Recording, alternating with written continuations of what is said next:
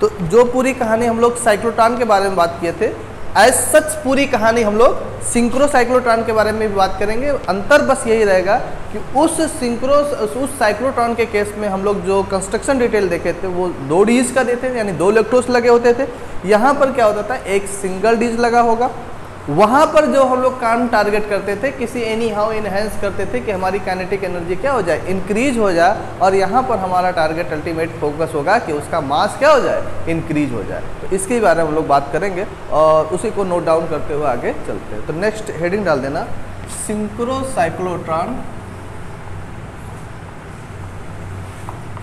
Synchro cyclotron, या इसी को एक और नाम देते हैं क्या, फिक्स्ड, क्या नाम देते हैं, लिखे हो, एक नोट करके लिखाए होंगे,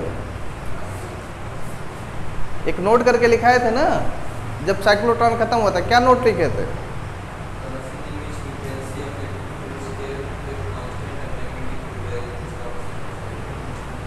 आर भी लिखाए होंगे।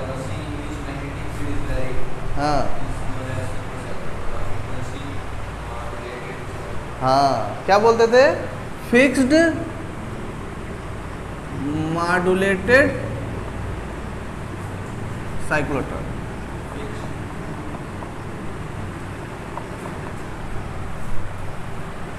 ये भी इम्पोर्टेंट है, कई बार एग्जाम में पूछा ही जाता है। हेडिंग डाल लो,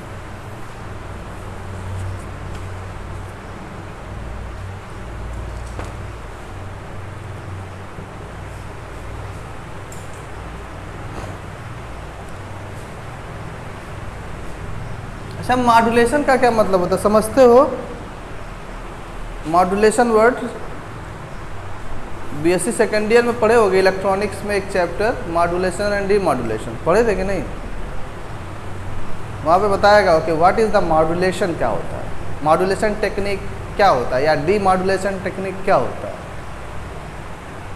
कोई भी चीज़ मॉड्यूलेट करे उसका मीनिंग होगा ना कुछ, याद आ रहा है कुछ? हाँ, वहाँ तक नहीं पढ़े थे।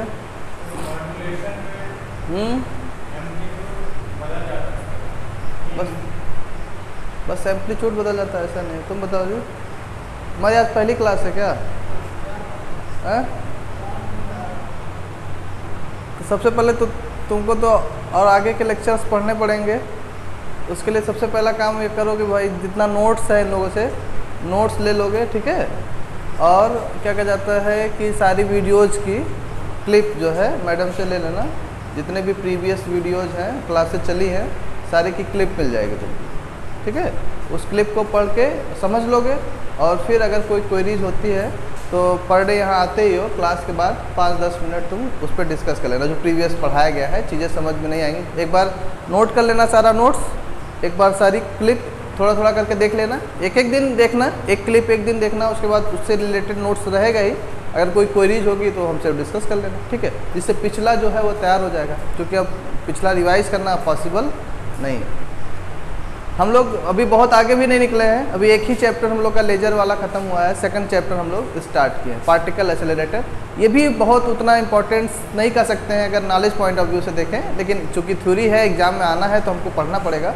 लेकिन जो फिर से नया चैप्टर आएगा, जो तीसरा चैप्टर है न्यूक्लियर फिजिक्स, वहाँ से फिर इंटरेस्टिंग कहानी शुरू होगी, न्यूक्लियर फिजिक्स से, पार्टिकल फिजिक्स से, मैग्नेटिज्म से, और फिर स्टैटिस्टिकल मैकेनिक्स। अब पूरी उसके बाद कहानी अच्छी लगेगी, क्योंकि यहाँ चीज़ें समझने वाली काफ़ी कुछ ज़्यादा होंगी, तो उसी के बारे में हम लोग को बात करेंगे। तो हम लोग बेसिकली मॉड्यूलेशन की बात कर रहे थे, तो हम लोग मॉड्यूलेशन में 2 वेव पढ़े होंगे, एक वेव पढ़े होंगे कैरियर वेव, एक हमारा नॉर्मल जो भी वेव हम याद कर सकते हो कि ऑडियो फ्रिक्वेंसी वेव, जो हम वेव की बात कर रहे हैं। तो एक्चुअल में अगर ज़रा एनालाइज करोगे कि हमारी जो ऑडियो वेव है, जो हमारी वेव निकल रही है, ये अगर इस कमरे में कम बच्चे हैं तब तो सबके तक आसानी से, बहुत पर्टिकुलर वेव में सबके पास आसानी से आवाज़ हमारी पहुंच सकती है, वेव पहुंच सकती है। लेकिन यही बहुत बड़ा हाल हो और संख्या बहुत ज़्यादा हो, तो क्या मेरी आवाज़ पर्टिकुलर हर बच्चे तक वही सेम पहुंच सकती है? फ्रिक्वेंसी वेरी कर सकती है? नहीं ना। अच्छा, यहाँ ये तो एक कमरे और एक हाल की बात हो गई। हम किसी अनदर स्टेट में हैं, किसी अनदर हम देश में हैं, तो फिर क्या हमारी आवाज़ वहाँ तक पहुँचेगी? तो कैसे पहुँचेगी? ये भी बात, अब देखो हम लोग फ़ोन पे बात करते हैं, बात करते हो ना, कोई अमेरिका में है, कोई जर्मनी में है, कोई जापान में है, फ़ोन पे बात हो जाती है कि नहीं हो जाती? तो हमारी जो आवाज़ है ऑडियो फ्रिक्वेंसी की, हम यहाँ बात करते हैं उसको वहाँ सुनाई दे देता है।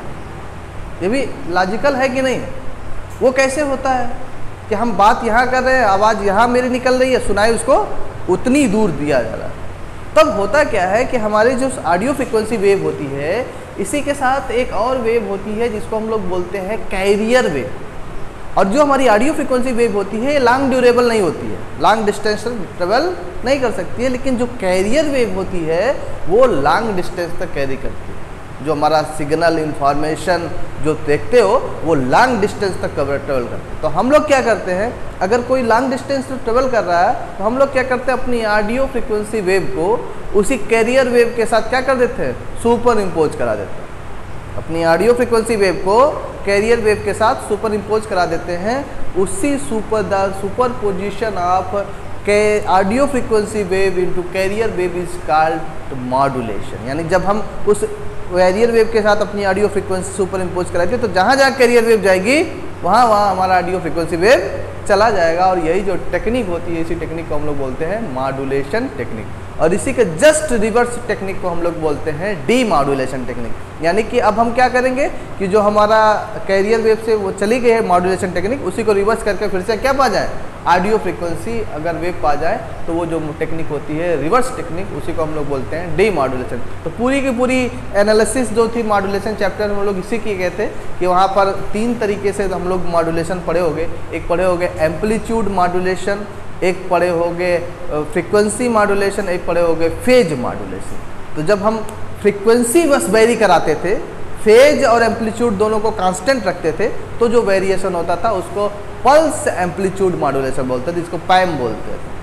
अगर हम फ्रीक्वेंसी वेरी कराएं और फेज और एम्पलीट्यूड करें तो फेज मॉड्यूलेशन होता था। अगर हम फ्रीक्वेंसी वेरी कराएं और एम्पलीट्यूड और फेज कांस्टेंट रखें तो फ्रीक्वेंसी मॉड्यूलेशन होता था। इस तरीके से 3 तरह के वेरिएशंस के मॉड्यूलेशन के बारे में हम लोग चैप्टर में पढ़े होंगे। तो वही बेसिकली यहाँ पर भी मॉड्यूलेशन का टेक्निक वही है, ठीक है। तो सबसे पहले हम लोग बात करते हैं सिंक्रो साइक्लोट्रॉन, या उसी को बोलते हैं फिक्स्ड मॉड्यूलेटर साइक्लोट्रॉन। तो सबसे पहले इंट्रोडक्शन इसमें हेडिंग डाल लो।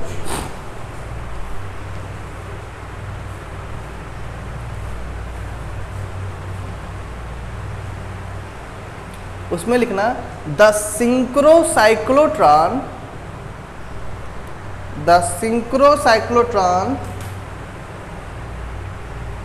Is developed in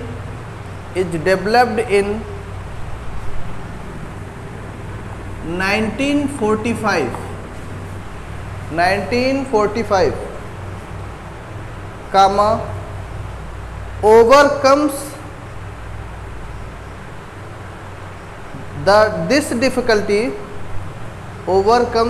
this difficulty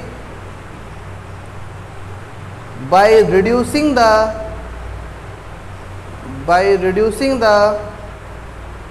frequency of alternating potential to compensate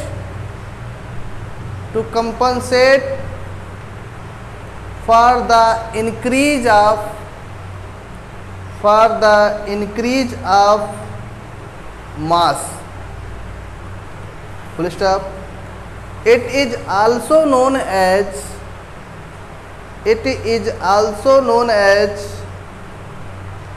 frequency modulated cyclotron.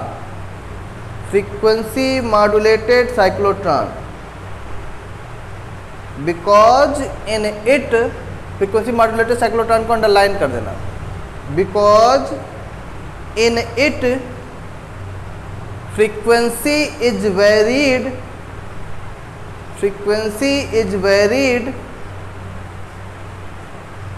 while magnetic field is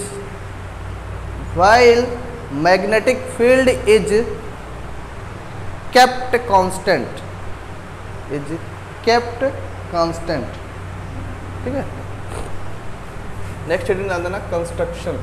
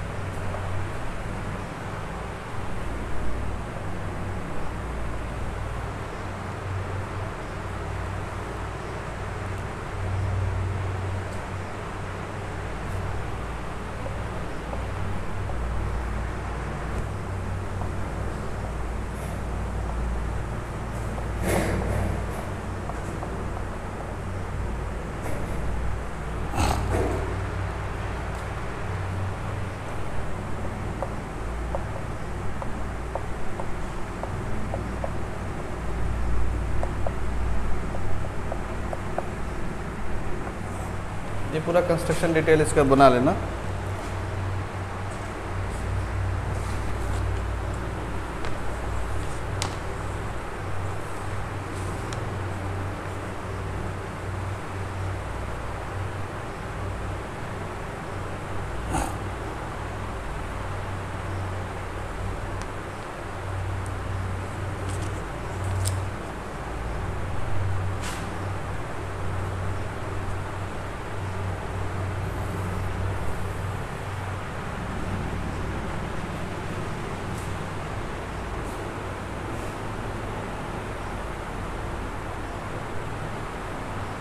ये देखो एक सीट है, अभी मैडम दे देंगे, ले लेना तुम लोग, मॉडर्न फिजिक्स का लेजर पोर्शन का, ठीक है। इस सीट्स में सारे क्वेश्चंस लिखे हुए हैं जो प्रीवियस ईयर के क्वेश्चन पूछे हैं या जो प्रिडिक्टेड है, ठीक है। ये सारी सीट्स से देख लेना सारे क्वेश्चन तुमसे हो पा रहे कि नहीं। 20 क्वेश्चन है लेजर से रिलेटेड। हमें लगता है मोस्ट प्रोबेबल कि 99% सारे क्वेश्चन हो जाएंगे, लेकिन फिर भी अगर किसी क्वेश्चन में कोई डाउट है, क्वेश्चन समझ नहीं पाओगे कि क्या चीज़ें हैं, क्या लिखना है, वो नेक्स्ट क्लास में हमसे पूछ के उस पर डिस्कस कर लेना। बहुत छोटे छोटे क्वेश्चन है, जैसे पूछा है कि what is population inversion so that it is not possible to achieve their inversion in a 2 level system.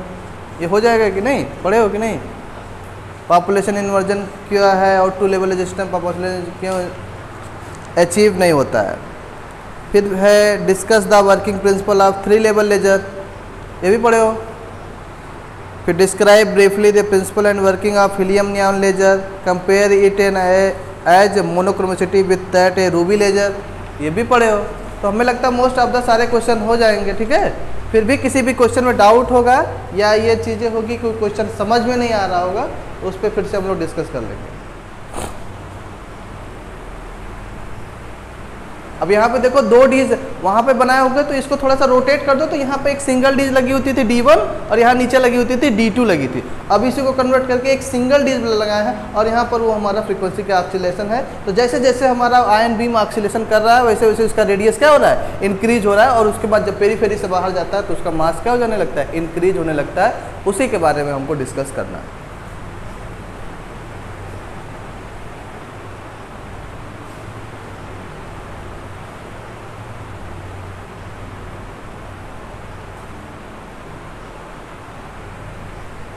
जो एरो बना के जो चीज़ रिप्रेजेंट कर रहे हैं ना, वो सब वहाँ पे इंडिकेट करना जरूरी है।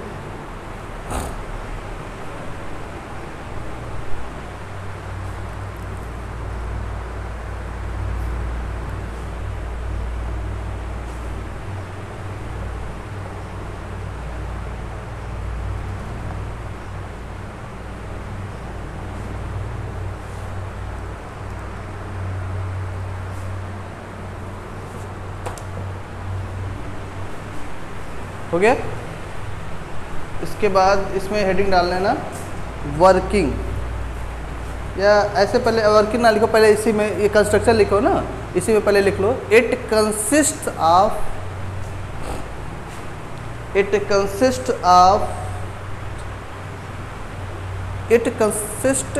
काट दो, it consist only a single D लिखो, डीज ना लिखो, सिंगल डी ब्रैकेट में लिख देना, रेदर देन 2D, DEE वाला लिखना, ठीक है। रेदर देन 2D, मतलब जो साइक्लोट्रॉन में 2D यूज करते थे ना, उसी के कंपैरिजन हमने यहाँ सिंगल डी यूज करे। ब्रैकेट बंद। Customary COUSTMERY, customary is the fixed frequency cyclotron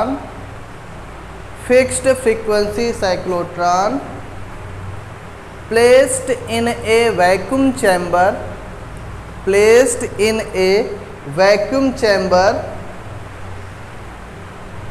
between the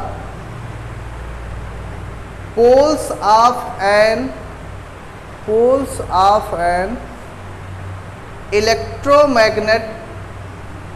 electromagnet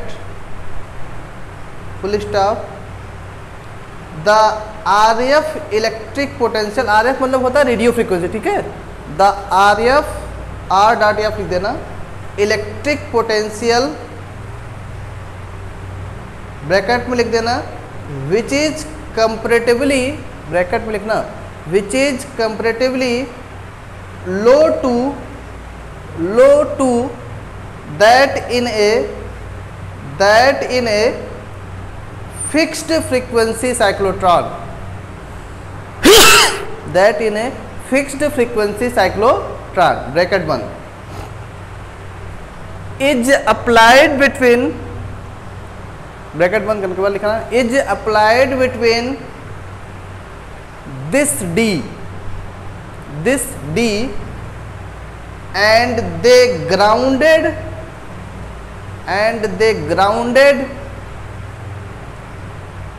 metallic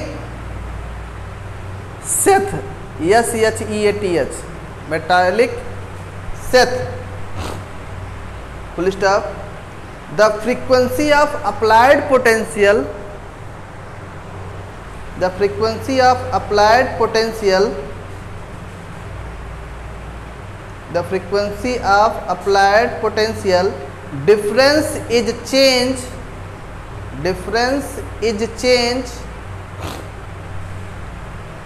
at such a rate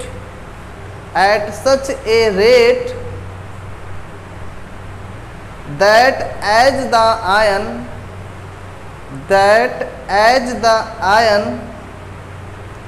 lacks a little due to increase in mass,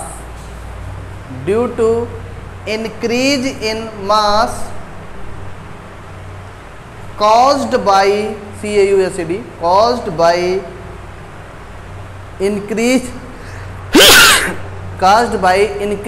in velocity, full stop, the electric field frequency also क्या लिखे, the electric field frequency also automatically lacks in variation,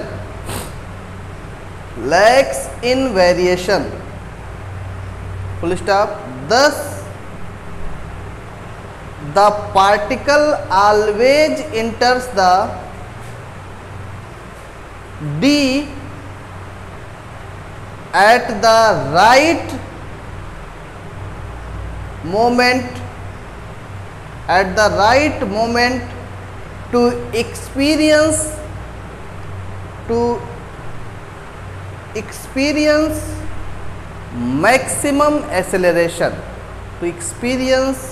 maximum acceleration, ठीक है। अच्छा, जहाँ heading डाले थे construction का, ठीक है, वहाँ एक उसी के साथ और बढ़ा दो, कंस्ट्रक्शन एंड वर्किंग लिख देना, ठीक है। जहाँ हेडिंग डाले थे कंस्ट्रक्शन का ना, तो वहाँ कंस्ट्रक्शन एंड वर्किंग दोनों हेडिंग डाल दो, कंस्ट्रक्शन एंड वर्किंग, ठीक है।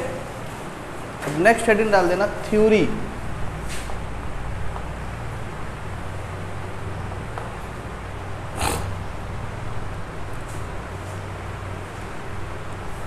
ठीक है। इसमें लिखना the cyclotron frequency,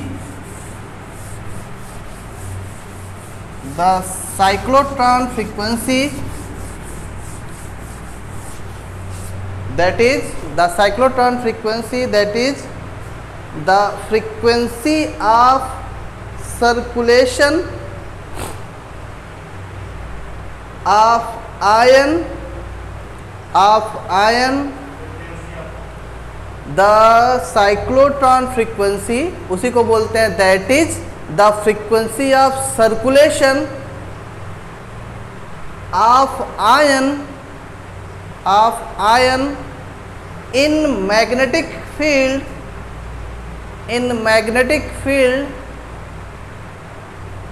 is given by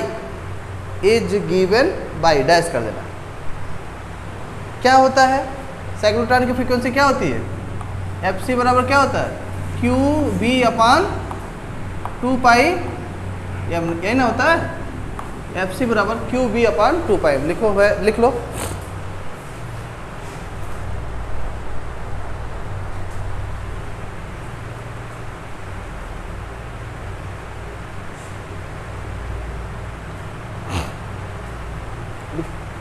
लिखो where Q is charge, where Q is charge and capital B is magnetic field। ठीक है, नेक्स्ट लाइन से लिखना, but in relativistic range of velocity, but in relativistic range of velocity. ठीक है, उसी line में range of velocity, उसी line में लिखना कामा करके, E बराबर क्या होता है, mc स्क्वायर। उसी लाइन में लिखना E बराबर mc स्क्वायर। ठीक है, नेक्स्ट लाइन से लिखना, इफ k, ऐसे लिखना, if k is the kinetic energy, if k is the kinetic energy and ऐसे लिखना m naught c square, and m naught c square is the rest mass energy, rest mass energy। ठीक है, then total energy E बराबर kinetic energy plus rest mass energy. ये rest mass होता है, हम not पढ़े होगे ना, जब रिलेटिविटी पढ़े होगे तो वहाँ पर 3 तरह की रिलेटिविटी पढ़े होगे ना पीएससी पार्ट 1 में, एक न्यूटोनियन मैकेनिक्स और एक स्पेशल थ्योरी ऑफ रिलेटिविटी और एक रिलेटिविस्टिक डायनेमिक्स। तो उसमें तुम लोग variation of mass with velocity पढ़े होगे, जहाँ पर निकाले होगे m बराबर क्या होता है, m not upon √1 minus v square upon c square, जहाँ पर m नॉट क्या होता है, रेस्ट मास होता है। और हम लोग पहले दोनों सीक्वेंस में, यानी कि न्यूटोनियन में या स्पेशल थ्योरी और रिलेटिविटी में, हम लोग हमेशा यही ऑब्जर्व करते थे, मास क्या होता था, इंडिपेंडेंट ऑफ मोशन होता था, मतलब मोशन पे डिपेंड नहीं करता था। लेकिन जब डायनेमिक्स पोर्शन में आते थे तो वहाँ बताते थे एक्चुअल में ऐसा नहीं है, मास भी वेलोसिटी के साथ क्या करने लगता है, वेरी करने लगता है इन रिलेटिविस्टिक डोमेन में। तो वहाँ से हम लोग variation of mass with velocity का कॉन्सेप्ट लेके आते थे। तो सेम वही सिनेरियो है कि अगर हम टोटल एनर्जी की बात करें तो क्या हो जाएगा, kinetic energy plus rest mass energy. तो E बराबर k plus m not c square बराबर किसके हो जाएगा, क्योंकि E बराबर क्या है, रिलेटिविस्ट के mc स्क्वायर के ना, बराबर mc। लिखो,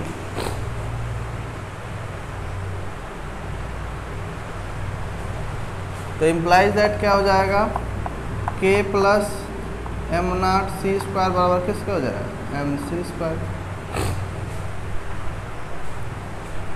या यहाँ से अगर m की वैल्यू निकालो तो क्या हो जाएगा, k plus m not c square upon c square.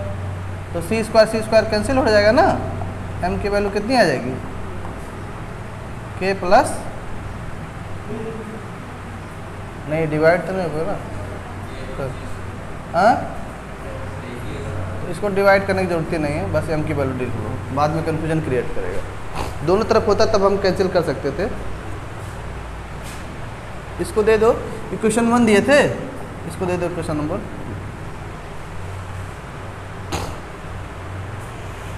ठीक है। Now substitute the value of equation 2, now substitute the value of equation 2 in equation 1 कामा भी है। तो इसका साइक्लोट्रॉन फ्रीक्वेंसी कितना हो जाएगा, एफ सी बराबर क्यू बी अपान 2 पाई, और एम की वैल्यू यहाँ से रखोगे तो कितना हो जाएगा, K plus M naught C square upon C square. इसको ऐसे लिख सकते हो, Q B C square upon 2 pi और K plus M naught C square.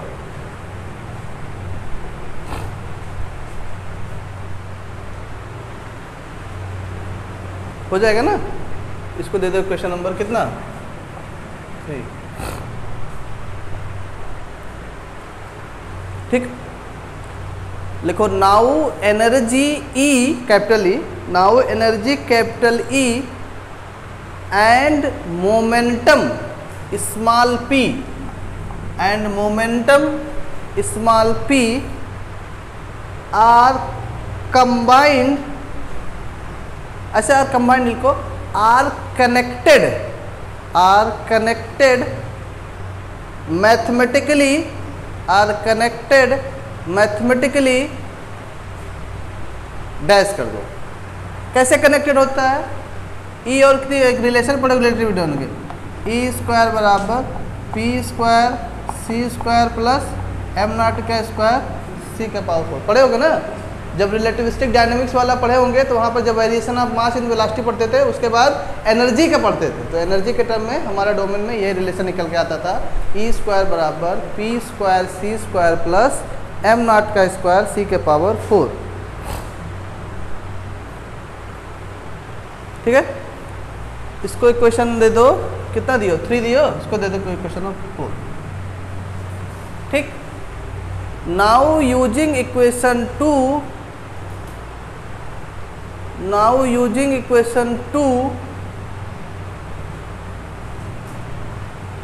ना लिखो, इसको कोई इक्वेशन दियो हो, नहीं दियो ना, इसको दे दो तुम 1a दे दो।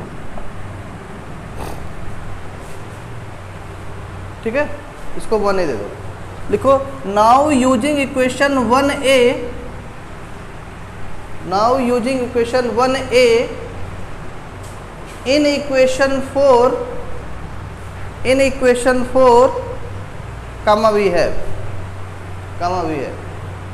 तो जरा इक्वेशन 1a को देखो तो e की जगह पे k plus M naught C square लिख सकते हो कि नहीं?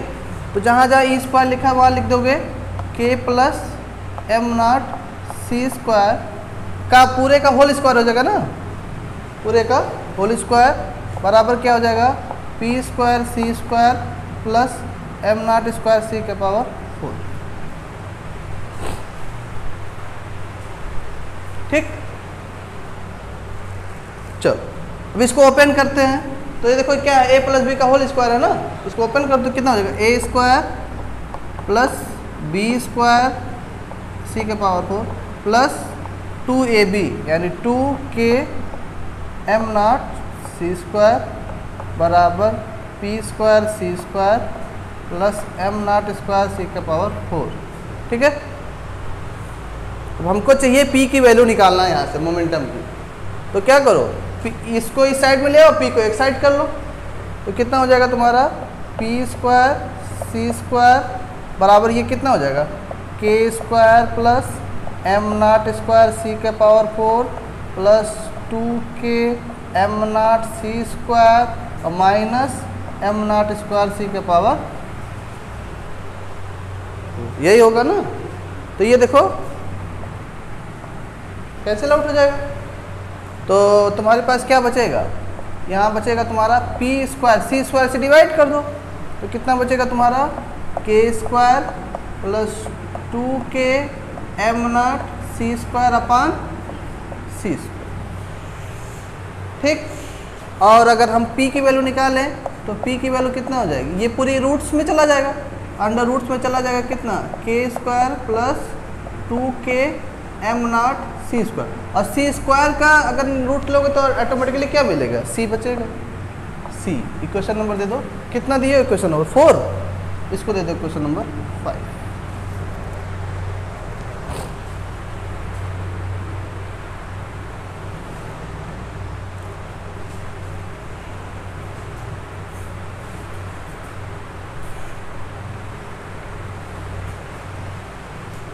ठीक, देखो therefore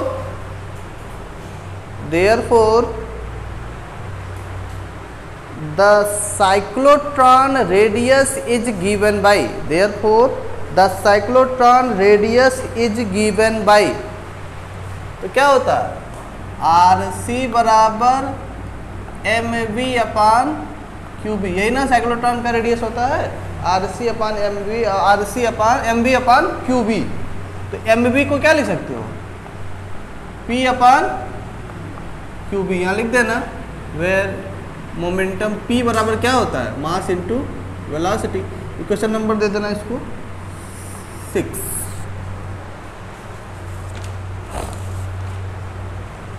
ठीक, फिर लिखो now using equation 5, now using equation 5 in equation 6, in equation 6 comma we have, तो कितना हो जाएगा तुम्हारा, RC बराबर क्या हो जाएगा, P की जगह पे वैल्यूज रख दो, तो कितना है √k² plus 2k m0 c² अपान c, ये है ना, अपान क्या हो जाएगा,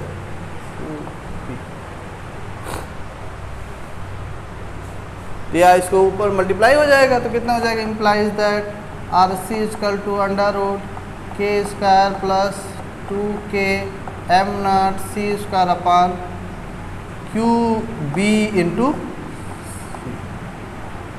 इक्वेशन नंबर तुम्हारा कितना है, 6 है इक्वेशन नंबर।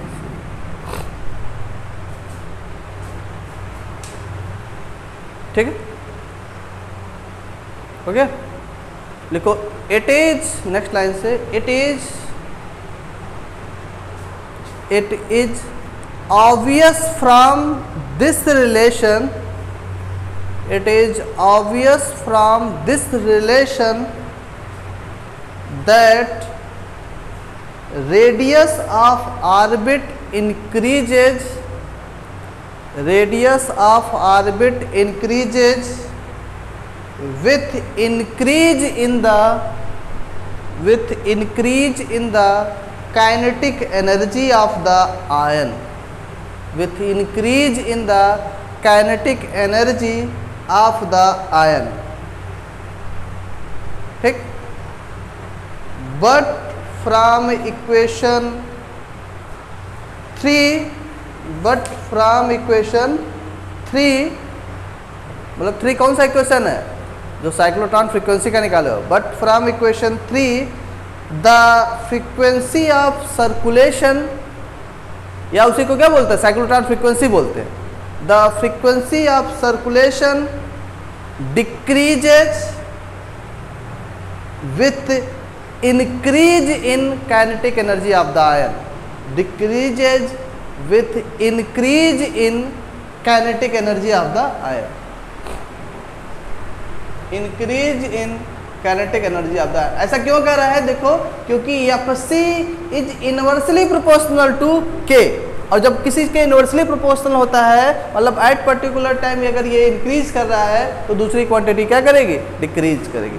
अगर ये पर्टिकुलर डिक्रीज कर रहा है तो दूसरी क्वांटिटी क्या करेगी, इंक्रीज कर। अब यहाँ पे देखो क्या था, डायरेक्टली प्रोपोर्शनलशिप के रिलेशन में था, तो इसीलिए जैसे जैसे हमारा रेडियस इंक्रीज हो रहा है उसकी काइनेटिक एनर्जी भी क्या होते चले जाती है, इंक्रीज होते चली जाती है। यहाँ पर देखो, इसलिए मास भी क्या हो जाता है, इंक्रीज होकर मास भी क्या है, डायरेक्टली प्रोपोर्शनलशिप के रिलेशन में। इसलिए बोला जाता है कि सिंगुलर साइन वहाँ लिखे होगे फर्स्ट लाइन ना, कि मास क्या हो जाता था, इंक्रीज हो जाता था, क्योंकि रेडियस से डायरेक्टली प्रोपोर्शनलशिप के रिलेशन में है काइनेटिक एनर्जी और हमारा नॉर्मल जो मास हमारी बात होती है। लेकिन यहाँ पर फ्रीक्वेंसी के साथ वही चीज़ क्या हो जाती है, इनवर्सली प्रोपोर्शनल के रिलेशन। ये हमारी थ्योरी हो गई। नेक्स्ट हेडिंग डाल देना इसी में, advantages, advantage, advantage.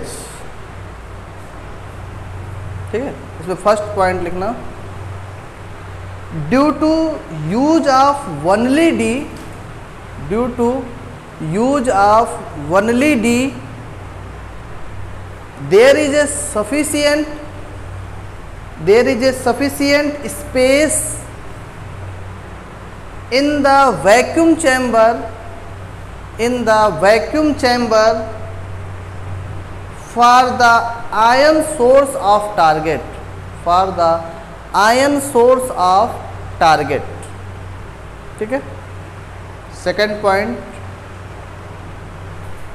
due to suitable shape of, due to suitable shape of magnetic pole pieces, magnetic pole pieces the field decreases, the field decreases outwards from the center, outwards from the center, which ensures good focusing of the accelerated ions, of the accelerated ions. ठीक है, next point, the potential difference supplied between the D's can be much smaller because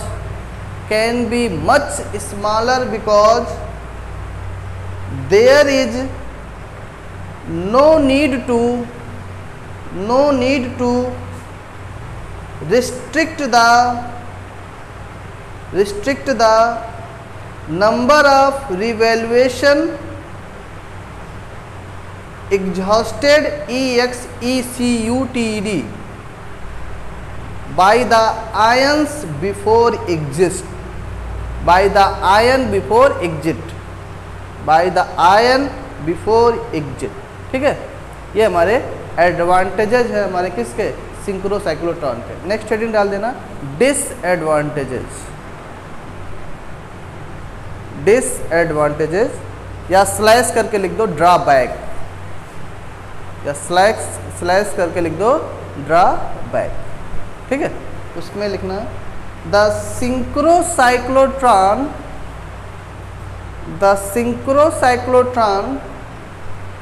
although produces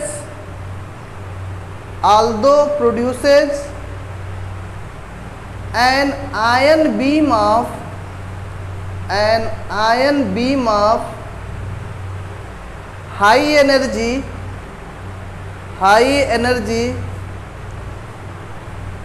but its intensity is small because only a small fluctuations of ions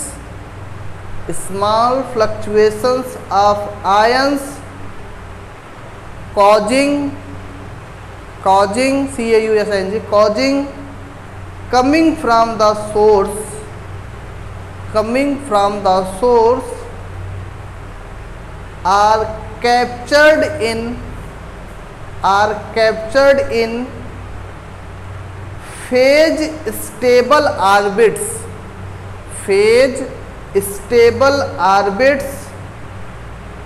of maximum radius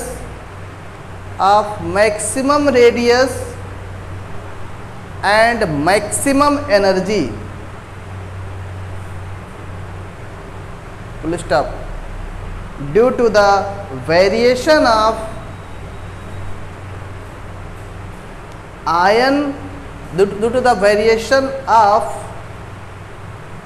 frequency of oscillating voltage supply.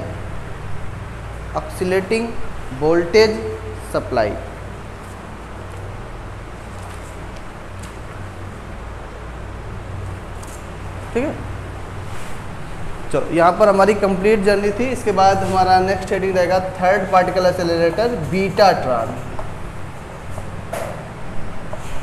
ये most important है, कई बार exam में आता है betatron. ठीक है, एक बार पूरा नोट्स देख लो सिंक्रोसाइक्लोट्रॉन से रिलेटेड. कोई ऐसी चीज़ जो पूछनी हो, जो समझ में नहीं आई हो, एक बार फिर से उस पर डिस्कस कर लेते हैं. और घर पे जाके एक बार फिर से शुरू से साइक्लोट्रॉन से लेकर पार्टिकल एक्सेलरेटर से लेकर सारी चीज़ें एक बार पढ़ लेना अच्छे से. कोई भी चीज़ अगर क्वेरीज होगी उसको डिस्कस करके तभी बीटाट्रॉन की तरफ आगे बढ़ेंगे, क्योंकि सिंक्रोट्रॉन और सिंक्रोसाइक्लोट्रॉन दोनों की theories as such similar to है. ठीक है, बीटाट्रॉन में थोड़ा सा अलग होगा. देखें ज़रा,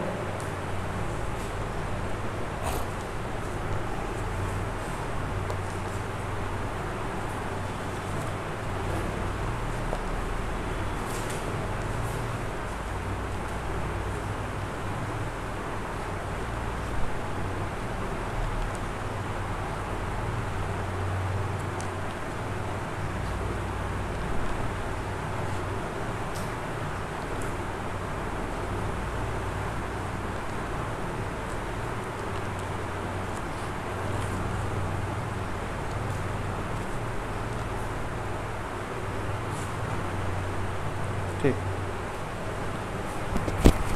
ठीक है, इसको पढ़ लेना, नेक्स्ट क्लास में इस पर डिस्कस करेंगे।